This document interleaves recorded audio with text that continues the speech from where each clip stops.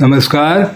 आज आपण पाहूया एक रामायणातील रहस्य, रावण आणि मंदोदरी. मृत्यूपूर्वीची 7 रहस्ये. रावणाने मरण्यापूर्वी मंदोदरीला असे कोणते रहस्य सांगितले ज्यामुळे माता मंदोदरी थरथर कापली? तत्पूर्वी चॅनलवर नवीन असाल तर कृपया सबस्क्राईब करा.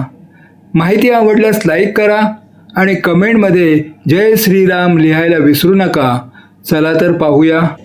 जय श्रीराम मित्रांनो, आजची ही कथा तुमच्या हृदयाला स्पर्श करेल. हे केवळ रामायणाचे रहस्य नाही, तर त्या रहस्याचे पदर उलगडणारी कथा आहे, जी हजारो वर्षापासून कोणालाही माहीत नव्हती. आज तुम्हाला ते रहस्य ऐकायला मिळेल जे फक्त 3 लोकांनाच माहीत होते, राम, लक्ष्मण आणि मंदोदरी.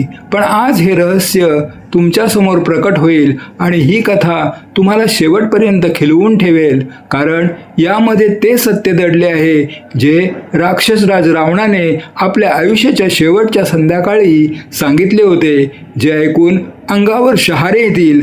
मित्रांनो, संध्याकाळची वेळ होती. आकाशात सूर्याचा शेवटचा प्रकाश मावळत होता.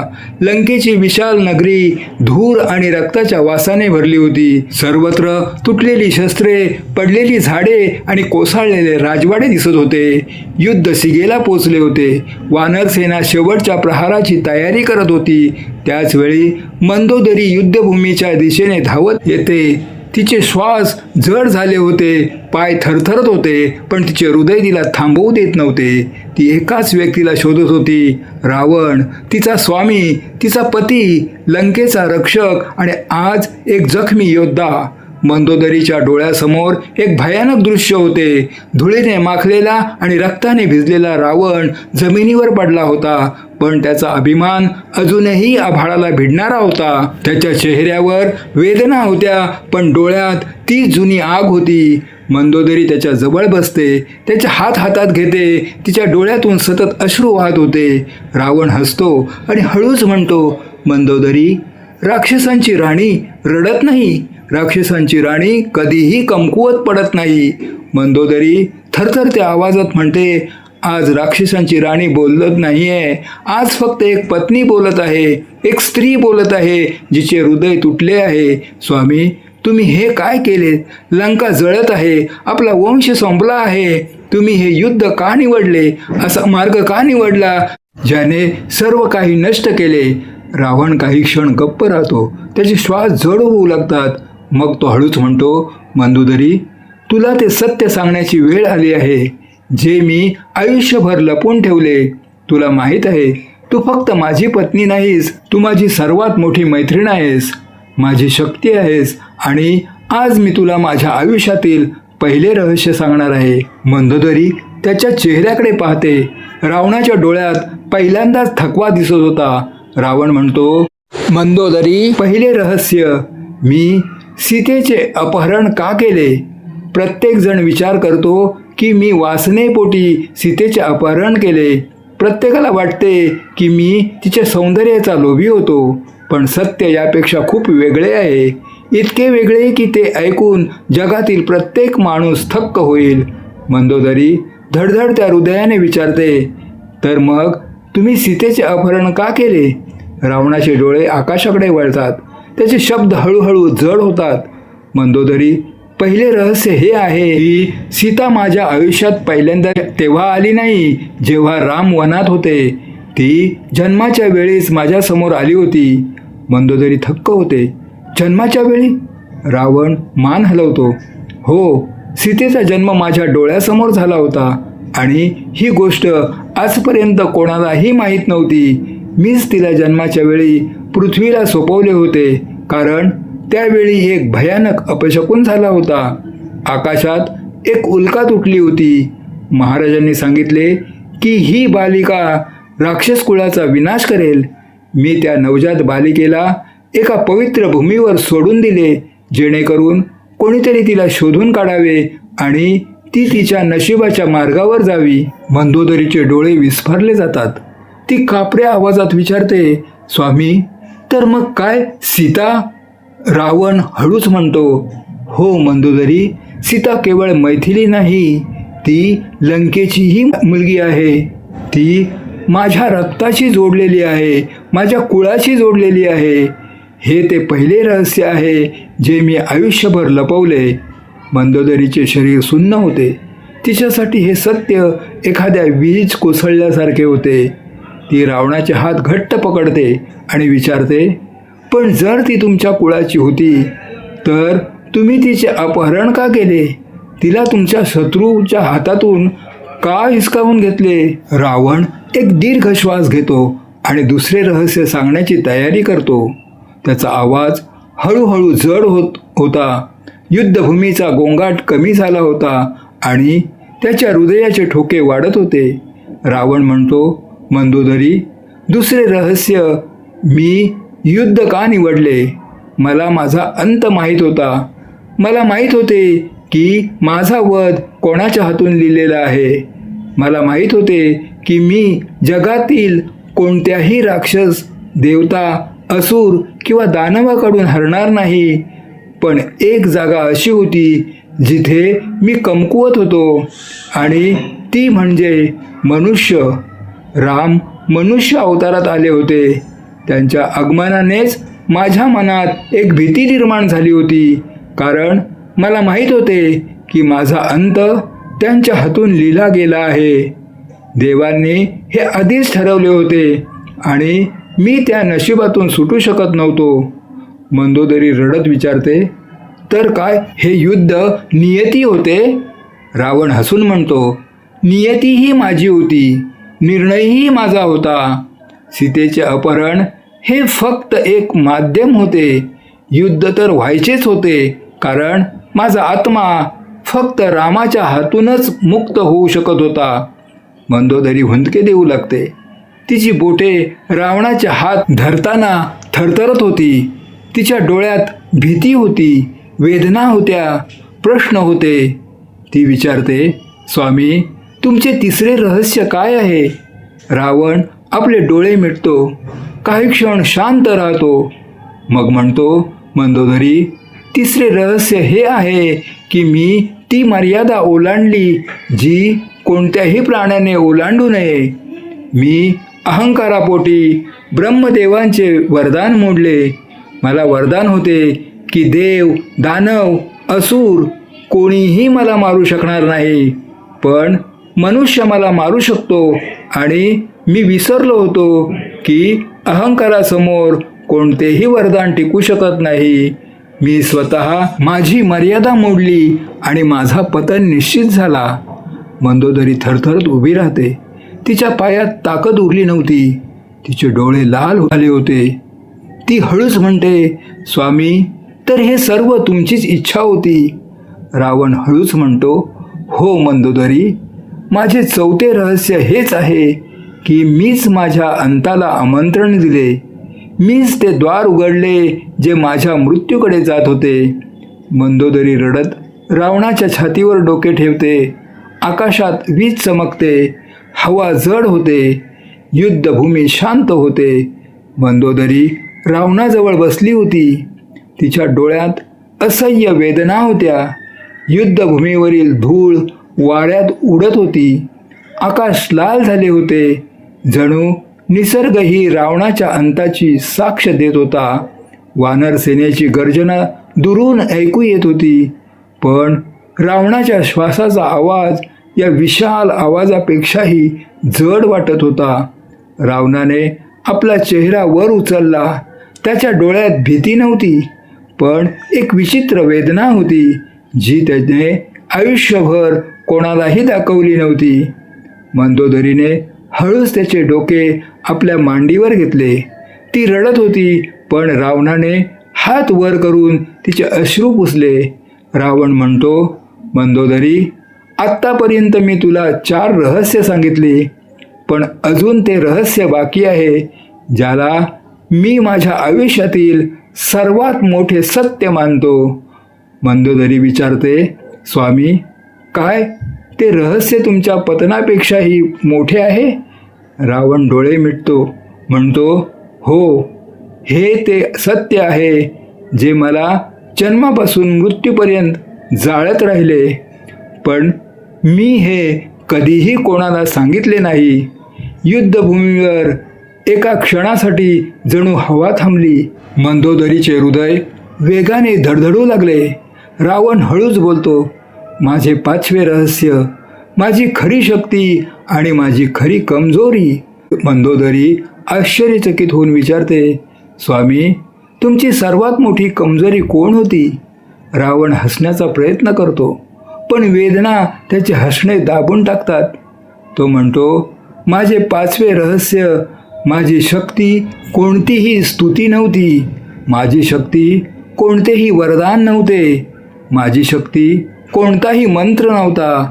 माझी खरी शक्ती माझे हृदय होते आणि हीच माझी सर्वात मोठी कमजोरी देखील होती. मंदोदरी म्हणते, मला समजत नाही आहे, तुम्हाला काय म्हणायचे आहे? रावण एक दीर्घ श्वास घेऊन म्हणतो, मंदोदरी, लोकांना वाटते की मी महापापी होतो, कठोर होतो, निर्दयी होतो, पण माझ्या हृदयात अशी एक आग होती जिला मी नेहमी दाबून ठेवले. एक अशी वेदना होती जी मी कधीही कोणालाही सांगितली नाही. मंदोदरी विचारते, कोणती वेदना? रावण म्हणतो, मी हे जग ज्ञान आणि शक्तीने जिंकले. मी तिन्ही लोकात समृद्धी आणली. मी देवाकडून वरदान हिसकावून घेतली. मी ब्रह्मांडाचे ज्ञान मिळवले, पण मी माझ्या आतील ती रिकामी जागा कधीच भरू शकलो नाही, जी मला प्रत्येक क्षणी टोचत राहिली. मंदोदरी थरथरत विचारते, ते रिकामे पण काय होते? रावणाचे डोळे उघडतात. त्याच्या आत एक आग भडकल्यासारखी वाटते. तो म्हणतो, माझे पाचवे रहस्य, मी आयुष्यभर प्रेमाचा शोध घेतला, खऱ्या प्रेमाचा, जे माझ्या आतल्या आगीला शांत करू शकेल, जे माझ्या आत्म्याला दिशा देऊ शकेल. पण मला ते प्रेम मिळाले आणि त्याच प्रेमाने मला तोडले देखील. मंदोदरीचा श्वास थांबतो. ती घाबरून विचारते, स्वामी, तुमची कमजोरी एखादी स्त्री होती का? रावण दीर्घ श्वास घेतो आणि पूर्वीपेक्षाही जड आवाजात म्हणतो, हो मंदोदरी, एक स्त्री होती जिने मला आतून जाळून टाकले होते. मंदोदरीचे डोळे भरून येतात. ती घाबरत विचारते, कोण होती ती स्त्री? रावण हळूच म्हणतो, ती स्त्री जिला जग सीता म्हणते. मी तिला मुलीसारखे मानले.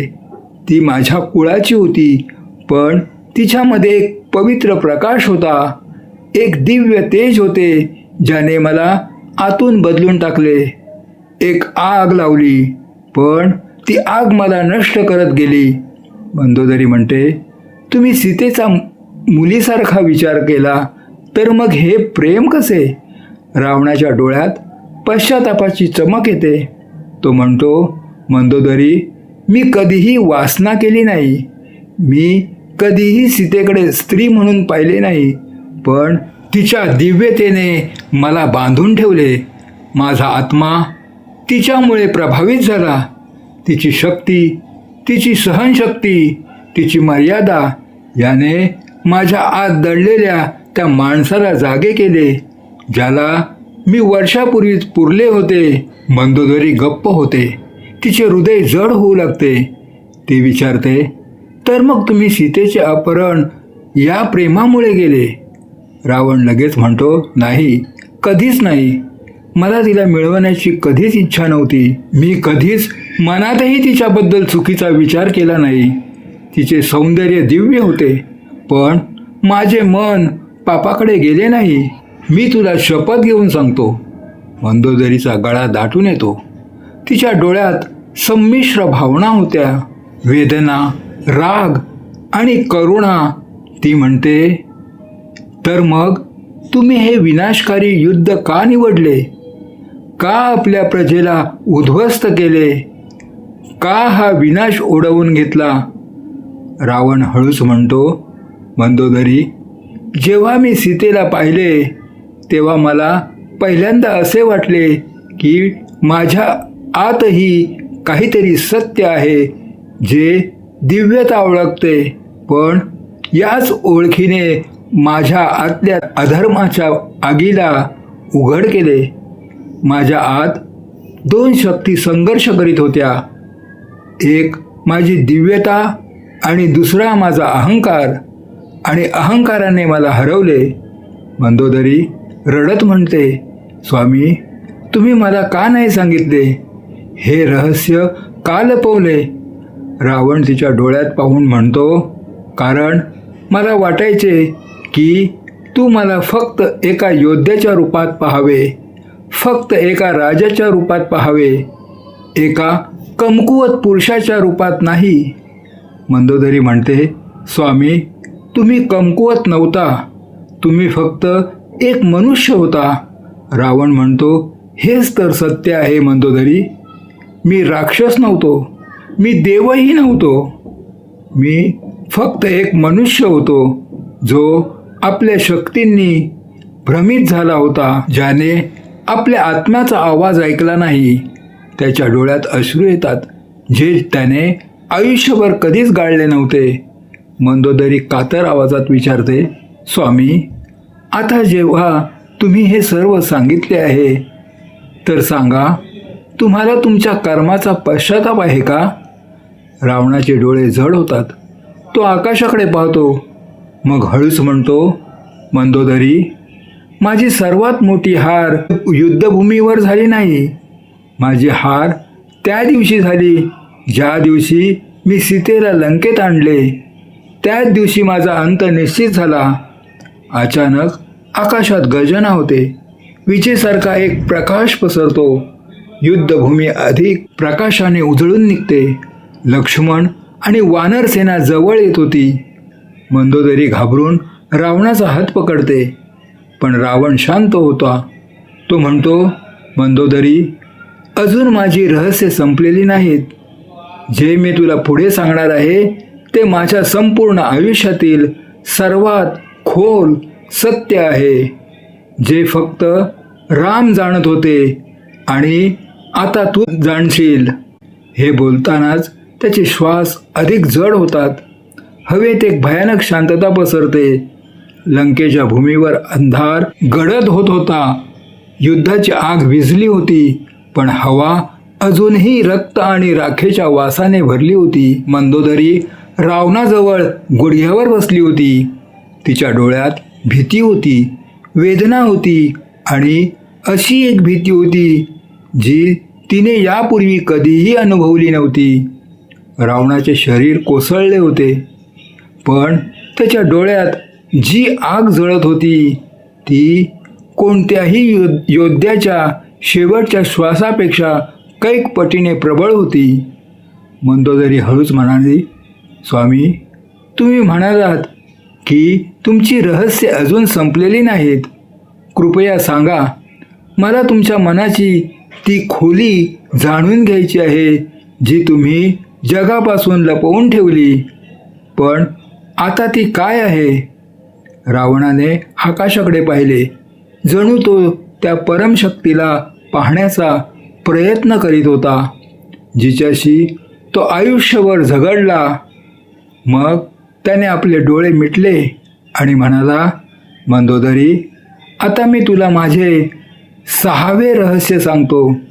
ते रहस्य जे माझ्या पतनाचे मूळ कारण आहे. ते रहस्य जे माझ्या जन्माशी जोडलेले आहे आणि माझ्या अंताशी देखील. मंदोदरीचे हृदय जोरजोरात धडधडू लागले.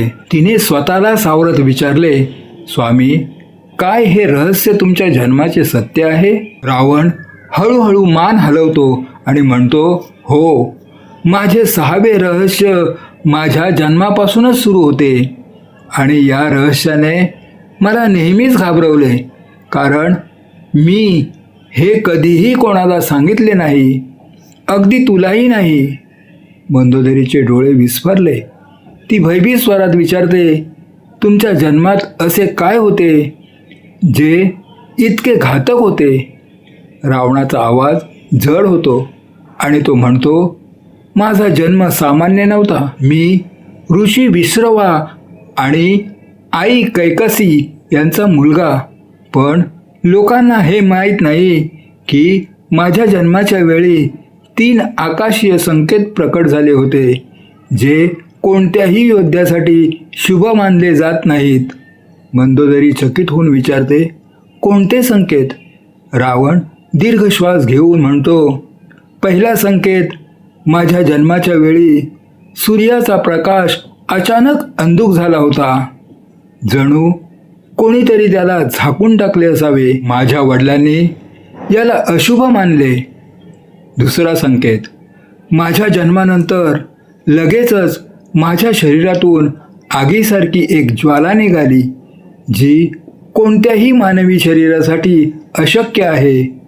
माझ्या आईने याचा अर्थ शक्ती असा लावला, पण माझ्या वडिलांनी याला विनाशाचा संकेत म्हटले.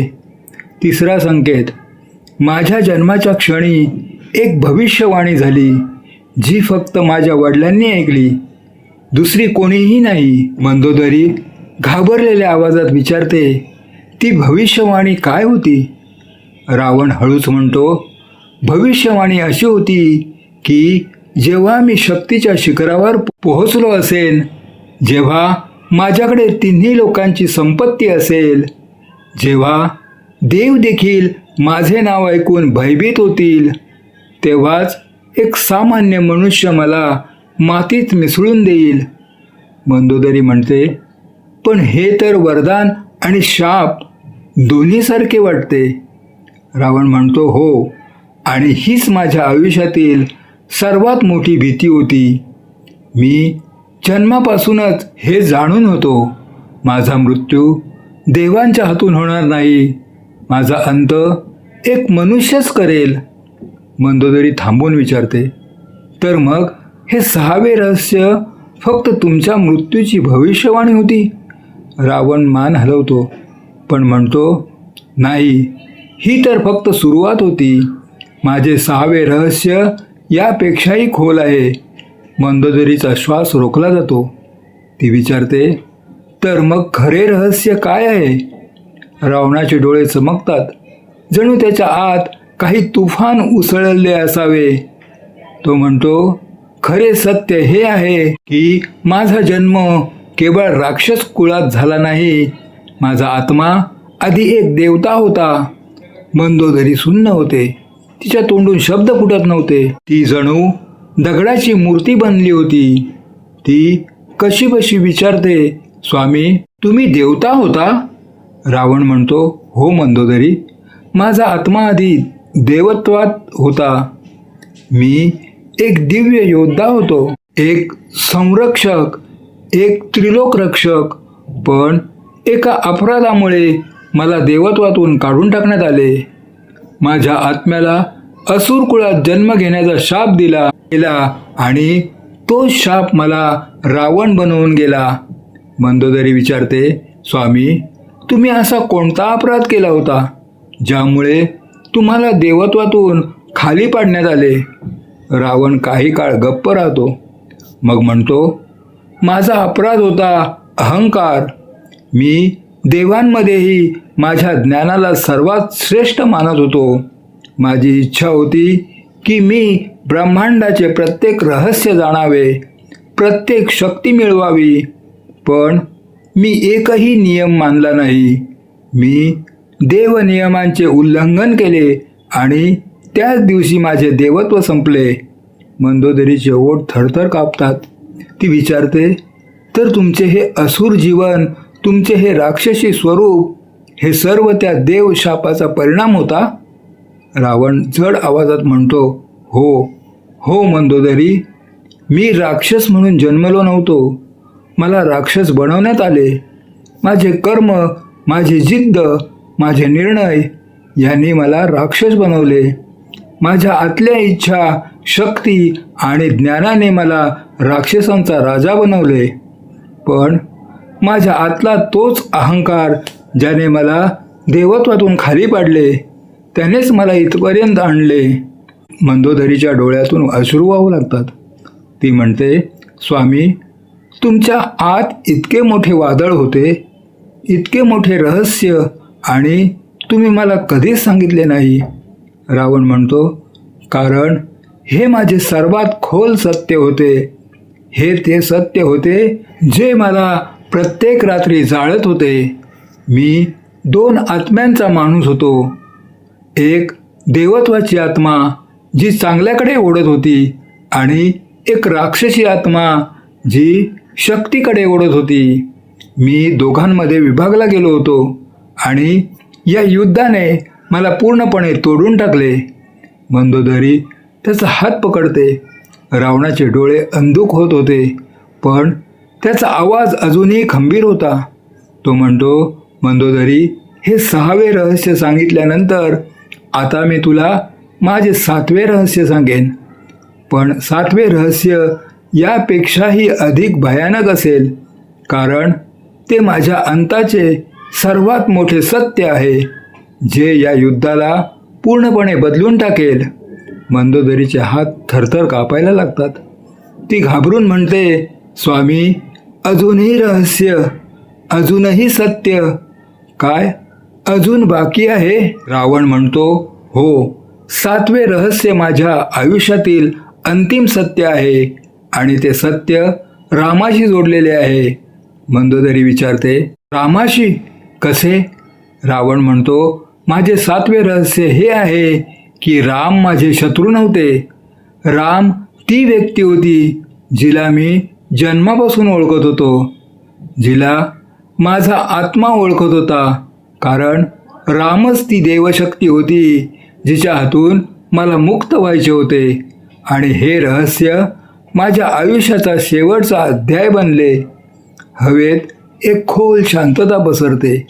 आकाश जणू थरथर कापते. रावणाचा आवाज आता अधिकच मंद होत होता. मंदोदरीला त्याच्या पावलांची चाहूल इतकी हलकी वाटली की जणू काही तो शांततेत विरून चालला आहे. रावणाने तिच्याकडे पाहिले आणि आपली नजर झुकवली. मंदोदरी हळू आवाजात म्हणाली, रात्र खूप कठीण आहे. रावण आणि माझे प्रश्न देखील. रावणाने मान वर केली. प्रश्न तर आयुष्यभर विचारले गेले, पण त्यांची उत्तरे मी नेहमीच टाळत राहिलो. मंदोदरीचा चेहरा शांत होता, पण तिचे हृदय आतून तुटत होते. तुला आठवते रावण, एके दिवशी तू माझ्यासमोर म्हणाला होतास की लंकेच्या रक्षणाची जबाबदारी फक्त तुझ्या खांद्यावर आहे. रावणाने एक दीर्घ श्वास घेतला. हो, म्हणालो होतो आणि ते खरेही होते. मंदोदरी म्हणाली, तर मग सांग, जर तू खरोखर राक्षसांचा राजा असशील तर आज तू का घाबरत आहेस? रावण काही काळ शांत राहिला. मग म्हणाला, भीती ती नाही जी लोकांना वाटते. भीती ती आहे जेव्हा माणूस आपल्या कर्माचे ओझे स्वतः अनुभवतो. मंदोदरीने थेट प्रश्न केला, तू कधी विचार केला आहेस का की एका स्त्रीचे दुःख काय असते जेव्हा तिचा पती पूर्ण जग जिंकतो पण आपले स्वतःचे घर हरतो? रावण थक्क झाला. त्याने आपली नजर वर केली. मंदोदरीचे डोळे लाल झाले होते, पण त्यात अश्रू नव्हते, तर आग होती. मंदोदरी, मी तुला कधीच सोडले नाही. मंदोदरीने एक कडवट हसू दिले. पण तुझ्या कर्माने मला प्रत्येक वेळी सोडले. रावणाने जणू स्वतःला आतून चाचपडत म्हटले, आज जे काही झाले, तू जे पाहिले आणि जे ऐकले, ती सर्व माझी कमजोरी होती. माझे राजकारण, माझी हट्टीपणाची आग. मंदोदरी म्हणाली, कमजोरी नाही रावण, ते तू होतास. तुझा गर्व, तुझी कामना, तुझा हुकुमशाही स्वभाव, तुझी आंधळी महत्त्वाकांक्षा आणि तुझा अनियंत्रित अहंकार. हे शब्द रावणाचे काळीत चिरत गेले. पण आज त्याला खोटे बोलायचे नव्हते. त्याने हळूच म्हटले, हो, मी चुका केल्या, खूप चुका केल्या. काही रहस्य अनेक वर्षापासून गाडलेली होती, काही आज रात्री उघड झाली आणि उरलेली मी स्वतः उघडी करेन, जेणेकरून तू कोणत्याही ओझ्याशिवाय या रात्रीतून बाहेर पडू शकशील. मंदोदरीने विचारले, काय रहस्य आहेत रावण? कोणती रहस्य ज्याने तुला या अवस्थेपर्यंत आणले? रावणाने एक दीर्घ निश्वास सोडला. त्याचा आवाज जड झाला होता. पहिले रहस्य, मी लंकेचा सर्वात शक्तिशाली राजा नव्हतो. मला शक्तिशाली बनवले होते माझ्या दानांनी, माझ्या तपश्चर्येने नाही, माझ्या युक्त्यांनी नाही, माझ्या छळाने नाही, माझ्या चतुराईने नाही. मंदोदरी काही बोलणार इतक्यात रावण पुढे म्हणाला, दुसरे रहस्य, मला माहीत होते की सीता मातेला स्पर्श करण्याचा परिणाम काय होईल, पण अहंकाराने माझी बुद्धी झाकून टाकली होती. मला वाटले माझ्यापेक्षा श्रेष्ठ कोण आहे, पण आज समजले कर्मापेक्षा मोठे कोणीही नाही. मंदोदरीचे डोळे पाणावले, पण ती गप्प राहिली. तिसरे रहस्य, माझ्या मनात जी भीती तू पाहत होतीस ती रामामुळे नाही तर माझ्याच कर्मामुळे आहे. मला माहीत आहे की जो काळ येत आहे तो माझ्या अंताचा काळ आहे. मंदोदरीने मान हलवली. रावणाचा आवाज जणू दुसऱ्या जगातून येत होता. रावण अगदी मंद स्वरात म्हणाला, चौथे रहस्य, मी तुझ्यावर जेवढे प्रेम केले तेवढेच दुःखही दिले आणि मी हे सत्य स्वीकारतो. आज पहिल्यांदा मंदोदरीचे डोळे भरून आले. ती काही काळ गप्प राहिली, मग हळूच म्हणाली, रावण, तुझे सत्य ऐकून माझे हृदय तुटले आहे, पण मला तुझा द्वेष वाटत नाही, फक्त तुझ्या कर्माची भीती वाटते. रावणाने आपली मान झुकवली. तुला जे हवे असेल ते मी मान्य करेन, शिक्षाही आणि क्षमाही.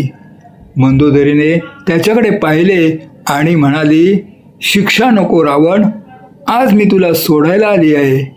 मंदोदरी म्हणाली, हो, आज नंतर मी तुझी पत्नी नाही तर फक्त लंकेची एक नारी असेन. तुझे आणि माझे नाते आता संपले आहे. माझे मन तुटले आहे आणि तुटलेल्या मनाने नाती निभावली जात नाहीत. रावणाच्या डोळ्यात पहिल्यांदाच भीती नाही तर वेदना दिसली, ज्या वेदनेचा सामना त्याने याआधी कधीही केला नव्हता. मंदोदरी, असे बोलू नकोस, तूच माझे एकमेव सत्य आहेस. मंदोदरी म्हणाली, सत्य तर आज उघडले आहे रावण, आणि त्याच सत्याने आज तुला माझ्यापासून हिरावून घेतले आहे. ती फिरली आणि हळूहळू चालत दूर जाऊ लागली. तिच्या प्रत्येक पावलाने रावणाचे हृदय अधिकच तुटले. तो ओरडला, मंदोदरी, थांब, ही माझी शेवटची रात्र आहे, माझ्यासोबत राहा. मंदोदरी थांबली आणि तिने मागे वळून पाहिले. तिचे डोळे लाल होते, पण तिचा निर्णय ठाम होता. मी तुझ्यासोबत तेव्हा असते जर तुझे हृदय कधी माझ्यासोबत असते, पण आता खूप उशीर झाला आहे. आणि ती निघून गेली. त्या गडद अंधारात, जिथे लंकेचे आकाश अनेक वर्षापासून गाडलेल्या सत्याला आज पहिल्यांदा ऐकत होते. रावण तिथेच उभा राहिला, एकटा, तुटलेला आणि आपल्याच पापांमध्ये बुडलेला. तुम्हाला हा व्हिडिओ आवडला असेल तर चॅनलला लाईक आणि सबस्क्राईब करा. कमेंट बॉक्समध्ये जय श्रीराम नक्की लिहा. राधे राधे, जय श्रीकृष्ण, जय हिंद, जय महाराष्ट्र. धन्यवाद.